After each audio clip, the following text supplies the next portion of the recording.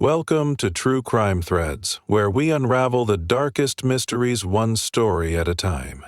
Today, we dive into the chilling case of the killer who kept everything on his computer, a tale of obsession, secrets, and a digital trail that led to justice.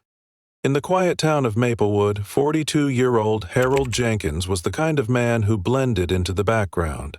He lived alone in a modest house on Elm Street, a narrow, tree-lined road where neighbors waved politely but rarely stopped to chat. Harold worked a mundane IT job at a local insurance company, spending his days fixing computer glitches and his nights in near-total isolation. To everyone who knew him, Harold was just another face in the crowd, quiet, polite, and utterly forgettable. He was the kind of person you might pass in the grocery store and not even notice, the kind of neighbor whose name you'd struggle to recall even if you'd lived next door for years. But behind his unassuming demeanor, Harold harbored a dark secret. His home, a small, weathered bungalow with peeling paint and an overgrown lawn, was a fortress of digital chaos. His computer, an old desktop with a cracked monitor and a keyboard missing several keys, was filled with thousands of files, photos, videos, spreadsheets, and notes. To an outsider, it looked like the disorganized mess of a hoarder, but to Harold, it was a meticulously curated archive of his darkest deeds. Every file, every folder, every byte of data told a story no one was supposed to know. The first hint of trouble came when a local woman, Barbara Mitchell, went missing. Barbara was a 28-year-old bartender at the Rusty Nail, a popular dive bar on the edge of town. She was known for her quick wit and infectious laugh, the kind of person who made friends wherever she went. But one night, after closing up the bar, Barbara vanished without a trace. Her car was found abandoned in the parking lot, her purse still inside, but there was no sign of a struggle. The police launched an investigation, but with no witnesses and no obvious leads, the case quickly went cold. Weeks passed, and the town began to move on. But then an anonymous tip came in. Someone had seen Harold Jenkins acting suspiciously near the Rusty Nail the night Barbara disappeared. The tipster claimed Harold had been lingering in the shadows, watching the bar from a distance. It wasn't much to go on, but it was enough to pique the interest of Detective Laura Hayes, a seasoned investigator with a knack for solving tough cases. She decided to pay Harold a visit. When the police knocked on Harold's door, he answered with a calm, almost bored expression. He invited them inside, his demeanor polite but distant. The house was cluttered but unremarkable old furniture, dusty shelves, and a faint smell of mildew. Harold answered their questions with short, clipped responses, offering nothing that might raise suspicion. He claimed he had been home all night, watching TV and working on his computer. The officers had no reason to doubt him, and they left without finding anything out of the ordinary. But as they walked back to their car, something caught Detective Hayes' eye. Through a crack in the curtains, she noticed the faint glow of Harold's computer screen. It was still on, casting an eerie blue light across the room. For a moment, she hesitated. There was something about the way Harold had mentioned his computer, something almost defensive. It was a small detail, but it stuck with her. She made a mental note to look into Harold's background, to dig a little deeper into his life. What she didn't know yet was that the computer, with its cracked screen and missing keys, held the key to unlocking a mystery far darker than she could have imagined. It was the first clue that something sinister lay hidden in plain sight, waiting to be discovered. The police returned to Harold's house with a search warrant, their suspicions now fully aroused. Detective Hayes led the team, her instincts telling her that Harold's unremarkable exterior hid something far more troubling. As they entered the house, Harold sat quietly on his worn-out couch, his face a mask of calm indifference. He didn't resist or protest, simply watched as the officers began their search. It was almost as if he had been expecting this moment, as if he had prepared for it in some way. The focus of the search quickly turned to Harold's computer. It sat on a cluttered desk in the corner of the living room, its cracked monitor glowing faintly. When the forensic technician booted it up, the screen came to life with a chaotic array of folders and files. At first glance, it seemed like the disorganized mess of a digital hoarder, photos, videos, spreadsheets, and notes scattered haphazardly across the desktop. But as the technician began to dig deeper, a chilling pattern emerged. The folders were labeled with dates and names, each one meticulously organized. Detective Hayes opened the folder labeled Barbara Mitchell and felt a cold knot form in her stomach. Inside were photos of Barbara's belongings, her car keys, her phone, even the necklace she had been wearing the night she disappeared. There were videos, too, showing Barbara's car being abandoned in a remote forest, the footage grainy but unmistakable. A spreadsheet detailed her daily routine in the weeks leading up to her disappearance, noting the times she left for work, the routes she took, and even the names of her regular customers at the bar. But Barbara was just the beginning. As the technician continued to explore the computer, they uncovered folders for at least 5 other missing persons cases, each one spanning a decade. The names were unfamiliar to Detective Hayes, but the details were horrifyingly similar. Each folder contained photos, videos, and detailed notes about the victims, their lives, their routines, and their final moments. Harold had documented everything, from the initial planning stages to the aftermath of each crime. It was as if he had turned his killings into a macabre collection, a twisted archive of his darkest deeds. The police were stunned. Harold wasn't just a killer, he was a meticulous record keeper who had turned his crimes into a digital museum. The level of detail was staggering. He had photos of the victims' homes, screenshots of their social media profiles, and even handwritten notes about their personalities and habits. In one folder, labeled Disposal Sites, there were maps with coordinates marked in red, each one corresponding to a remote location where Harold had allegedly hidden evidence. Another folder, titled Trophies, contained images of personal items he had taken from his victims: a watch, a pair of earrings, a wallet. As the hours passed, the scope of Harold's crimes became increasingly clear. He had been operating under the radar for years, carefully selecting his victims and covering his tracks with chilling precision. But why had he kept all of this evidence? Why risk leaving such a damning trail? The answer, it seemed, lay in Harold's own psyche. He saw himself as an artist, a mastermind who took pride in his work. His computer was his canvas, and the files were his masterpieces.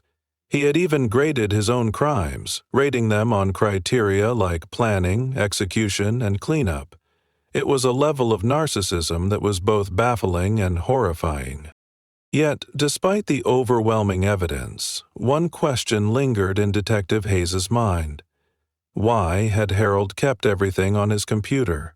Why not destroy the evidence or hide it somewhere safer? The answer, she suspected, was more complex than it seemed. Harold wanted to be remembered, to leave a legacy. In his twisted mind, his computer was the perfect way to ensure that. It was a gamble, a calculated risk that had ultimately led to his downfall. But as the police continued to sift through the files, they realized that Harold's digital hoard was more than just a record of his crimes. It was a roadmap to something much larger, something that would soon send shockwaves through the quiet town of Maplewood. As investigators delved deeper into Harold's computer, a disturbing pattern began to emerge. Harold wasn't a random killer. He was a predator who meticulously selected his victims. Each folder on his computer revealed a chilling level of planning and precision. He didn't act on impulse or opportunity. He studied his targets, learning their routines, their habits, and their vulnerabilities. It was as if he saw his crimes as a twisted form of art, each one carefully crafted to perfection. The victims were all people who lived on the fringes of society, individuals who wouldn't be missed right away. Barbara Mitchell, the bartender, had no immediate family in town. Another victim, a middle-aged man named James Carter, was a loner who worked odd jobs and rarely spoke to anyone. A third, a young woman named Lisa Harper, had recently moved to Maplewood and hadn't yet formed close connections. Harold had chosen them deliberately, knowing their disappearances might not raise immediate alarms. He was patient, waiting weeks or even months before making his move, ensuring he had every detail mapped out. But what truly unnerved the investigators was the level of detail in Harold's notes. He didn't just track his victims' routines. He documented their personalities, their likes and dislikes, even their fears. In one folder, labeled Observations, Harold had written pages of notes about Barbara Mitchell, describing her laugh, her favorite songs, and the way she twirled her hair when she was nervous. It was as if he had been obsessed with her, studying her like a scientist observing a In another folder, he had recorded snippets of conversations he had overheard, transcribing them word for word. The intimacy of his observations was chilling, a stark reminder of how closely he had watched his victims without their knowledge. Harold's notes also revealed a twisted sense of pride in his work. He saw himself as an artist, a mastermind who took pleasure in the planning and execution of his crimes. In one particularly disturbing document, he had graded his own actions, rating each crime on criteria like planning, execution, and cleanup. Barbara Mitchell's case, for example, received high marks for planning, but lower scores for cleanup, as her car had been found too quickly. James Carter's case, on the other hand, was deemed flawless, with Harold noting that the body had never been discovered. It was a level of narcissism that was both baffling and horrifying, a glimpse into the mind of a man who saw murder as a game to be perfected. The most chilling discovery, however, was a folder labeled Future Projects. Inside were profiles of potential victims, complete with photos, addresses, and daily routines. Harold had been planning his next move, carefully selecting his next target. One profile stood out, a young woman named Rachel Evans, who worked at the local library. Harold had been watching her for weeks, documenting her schedule, her hobbies, and even the route she took to work. The folder was filled with photos of Rachel, some taken from a distance, others zoomed in on her face. It was clear that Harold had been preparing to strike again, but the police had caught him just in time. Yet despite the overwhelming evidence, one question continued to haunt Detective Hayes.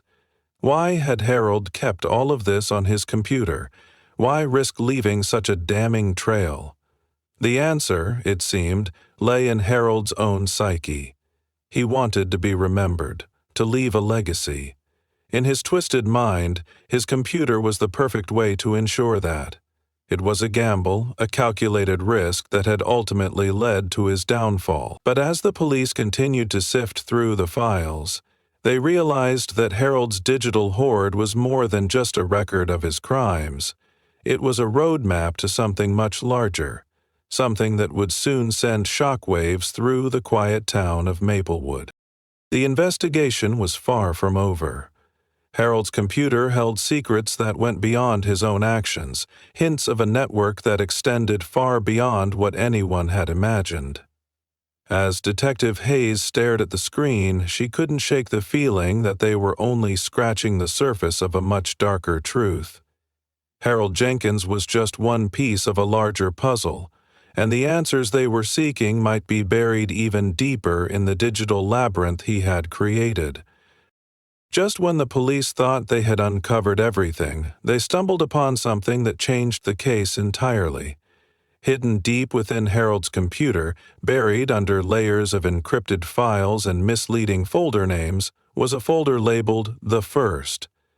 Inside was a single video file, dated 15 years earlier.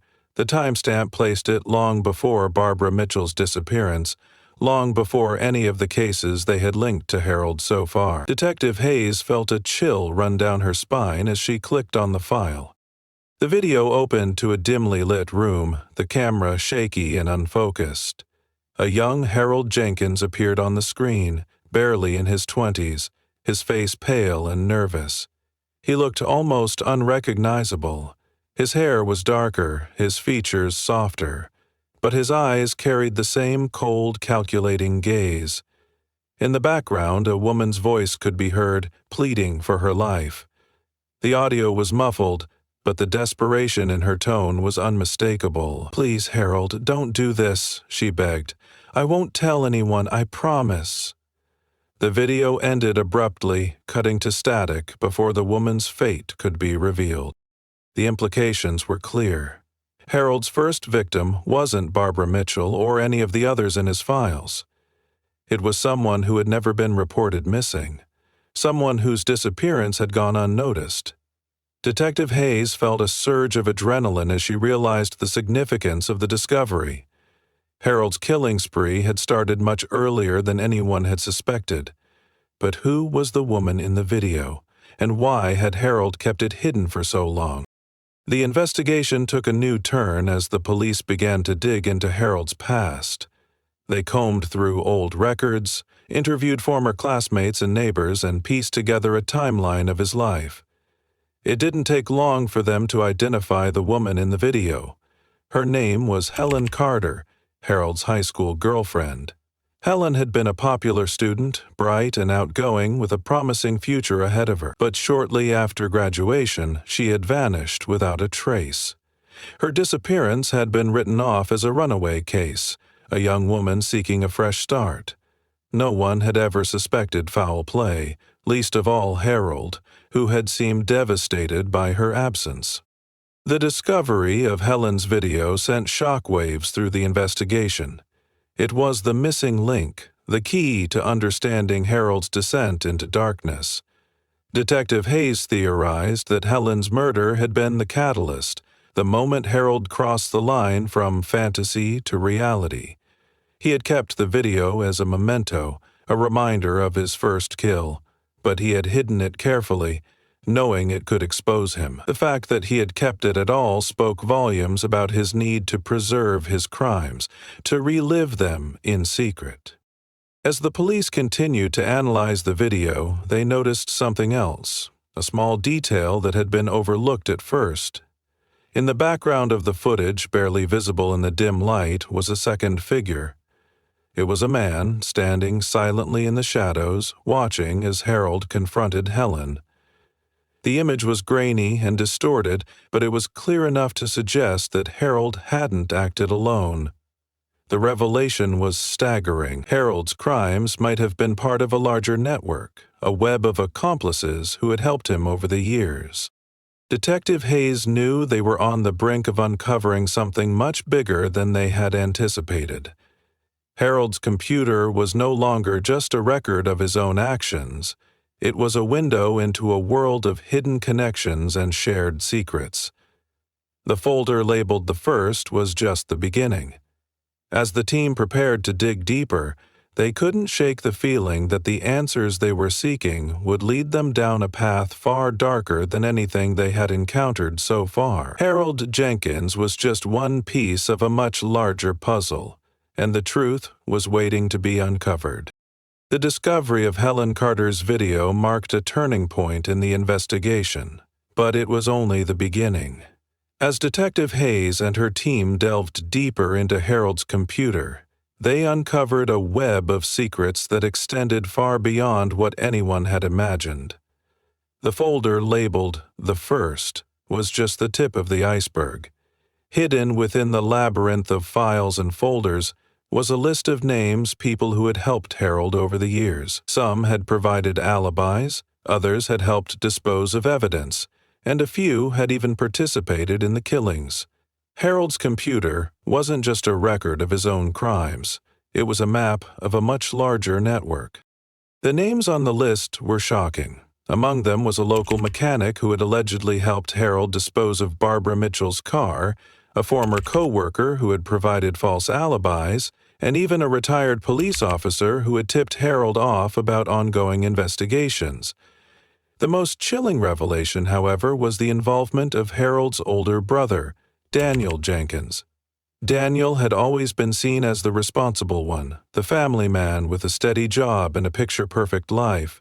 But according to Harold's files, Daniel had been there from the very beginning, helping him cover up Helen Carter's murder and assisting with subsequent crimes.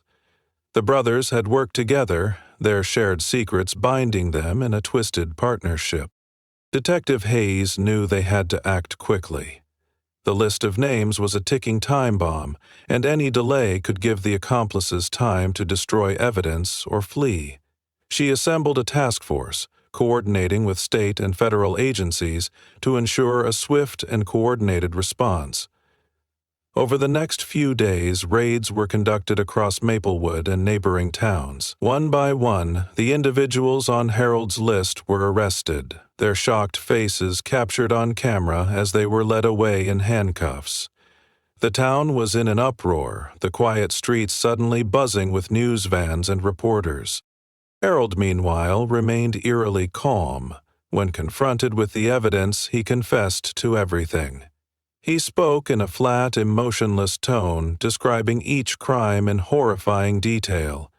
He admitted to killing Helen Carter, Barbara Mitchell, and the others, recounting how he had planned and executed each murder with meticulous precision. But he also revealed something even more shocking. He had kept everything on his computer because he wanted to be caught. Deep down, he was haunted by what he had done, and he needed someone to find the truth. His computer was his confession, a digital cry for help that had gone unnoticed for years.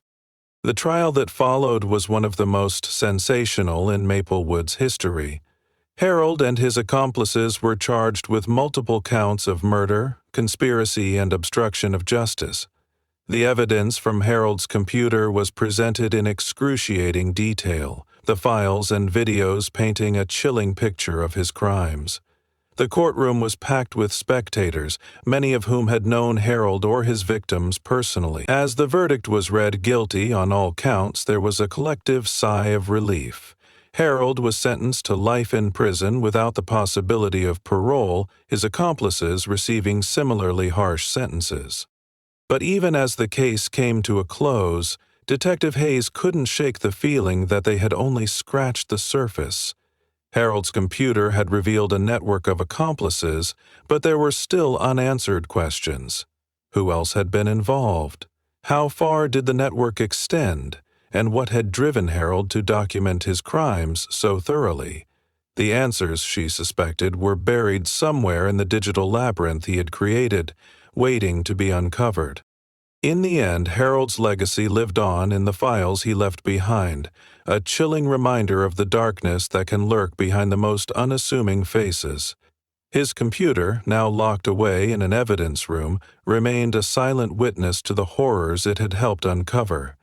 For Detective Hayes, the case was a cautionary tale, a reminder that even the most careful criminals can make mistakes, and sometimes the truth is hiding in plain sight, waiting for someone to find it.